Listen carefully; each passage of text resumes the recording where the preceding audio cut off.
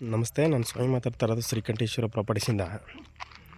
ಇದೊಂದು ಲ್ಯಾಂಡ್ ಬಂದಿದೆ, ತುಂಬ ಚೆನ್ನಾಗಿದೆ. ಜನರಲ್ ಪ್ರಾಪರ್ಟಿ ಇದು. ಮೆಟ್ಲಿಂಗ್ ರಸ್ತೆ, ತಾರ್ ರೋಡಿಂದ ಒಂದು ಅರ್ಧ ಕಿಲೋಮೀಟ್ರ್ ಬರಬೇಕು. ತುಂಬ ಚೆನ್ನಾಗಿದೆ. ಬೇಗೂರು NH ಇಂದ ಕರೆಕ್ಟಾಗಿ ಲ್ಯಾಂಡ್ಗೆ ಒಂದು 5 ಕಿಲೋಮೀಟ್ರ್ ಆಗುತ್ತೆ.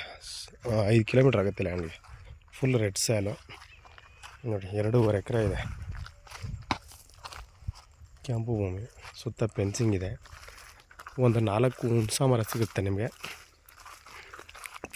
ಸುತ್ತ ಫೆನ್ಸಿಂಗ್ ಆಗಿದೆ ನೋಡಿ. ರೆಡ್ ಸ್ಯಾಲು, ರೈತರ ಪ್ರಾಪರ್ಟಿ, ತುಂಬ ಚೆನ್ನಾಗಿರುವಂಥ ಲ್ಯಾಂಡು. ಮೈಸೂರಿಗೊಂದು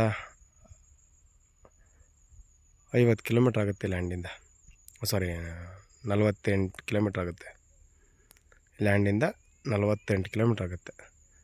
ಅಕ್ಕಪಕ್ಕದೆಲ್ಲ ಫಾರ್ಮ್ ಲ್ಯಾಂಡ್ ಇದ್ದಾವೆ, ಎಲ್ಲ ಪರ್ಚೇಸಿಂಗ್ ಪ್ರಾಪರ್ಟಿಗಳು ಇವೆಲ್ಲ. ಅಕ್ಕಪಕ್ಕದಲ್ಲೆಲ್ಲ ನೋಡಿ ಹಿಂಗಿದೆ. ಅಲ್ಲೆಲ್ಲ ಪಕ್ಕದಲ್ಲಿ ಬೆಂಗಳೂರವ್ರು ತೊಗೊಂಡು ಫಾರ್ಮ್ ಲ್ಯಾಂಡ್ ಮಾಡ್ಕೊಂಡಿದ್ದಾರೆ.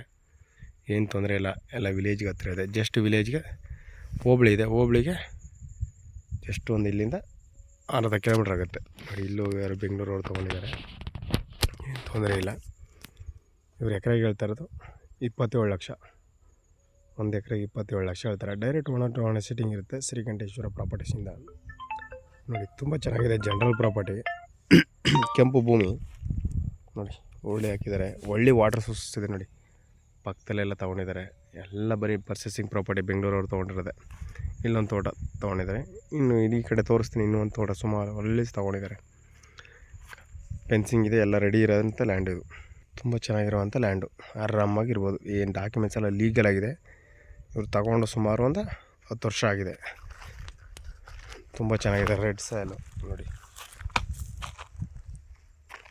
40 ಅಡಿ ರೋಡ್ ಇದೆ, ಏನು ತೊಂದರೆ ಇಲ್ಲ. ಇಲ್ಲೆಲ್ಲ ಸಕ್ಕತ್ತಾಗಿದೆ ನೋಡಿ.